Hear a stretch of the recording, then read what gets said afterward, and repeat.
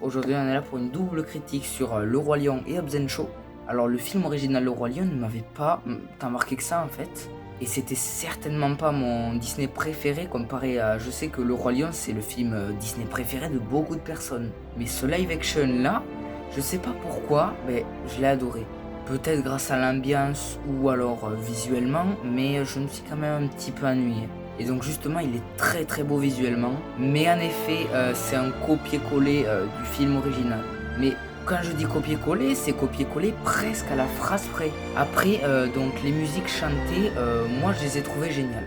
Et maintenant je trouve ça moins ridicule qu'auparavant parce que sur Dumbo, je crois que Dumbo il y en avait au moins une, et Aladdin, je trouvais ça un petit peu ridicule. Là ça va. J'avais quand même adoré le combat final dans le premier film, mais là il était largement mieux. Et la musique qui l'accompagnait était géniale. Et en parlant de musique, je parle pas des musiques chantées. Les OST, elles sont super pour la plupart. Mais lors du combat, en fait, comment tu veux prendre deux lions au sérieux qui se battent? On aurait dit qu'ils se faisaient des câlins, enfin bon. Du coup, je mets 8 sur 10. Pourquoi cette note alors qu'il était magnifique visuellement, les musiques étaient super bien, la photo copier-coller. Du coup, on passe à la critique de Fast and Furious 8,5, autrement appelé Hobbs Shaw. Du coup, la rivalité entre donc les deux personnages principaux, elle est gavante à force, surtout au début, parce qu'à la fin ils deviennent un petit peu amis, et c'est un duo au final. Mais au début, qu'est-ce que c'est chiant, c'est gamin surtout. Le film, moi en soi, je l'ai vraiment bien aimé, même si c'est pas vraiment l'esprit Fast and Furious, voire pas du tout.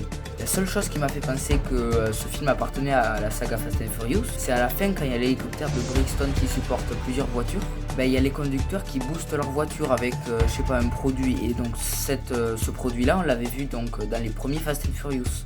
Mais il n'y a que ça qui m'a fait penser à cette saga. Alors il y a vraiment eu un casting de fou sur ce film qui n'était pas forcément nécessaire. Mais bon, déjà il y avait Hélène Mirren, on l'avait déjà vu, c'est la mère de Shaw. Il y a aussi Kevin Hart. Le personnage le plus inutile d'un film, je pense. À mon avis, c'était juste un prétexte pour qu'ils aient les vols un peu gratuits et tout.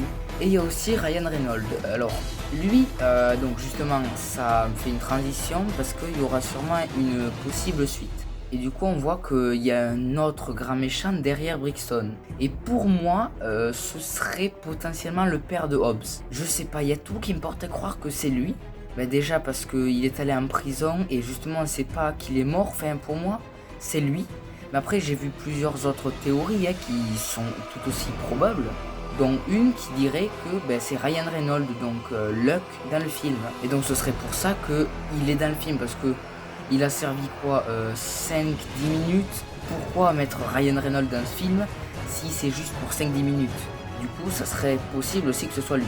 Du coup, pour ce film, je mets 9,5. J'ai beaucoup hésité autour de la note sur celui-là, parce qu'au départ, je partais sur 10 sur 10. Puis, je me suis dit que c'est pas vraiment Fast and Furious. Du coup, j'ai un petit peu descendu la note. Et après, je me suis dit, quand même, 9,5, c'est pas un peu beaucoup. Du coup, j'ai mis 9. Mais après, en fait, j'ai adoré ce film, donc je vois pas pourquoi je mettrais 9, 9,5. Pour moi, c'est une bonne note. Du coup, cette double critique est terminée, donc ciao.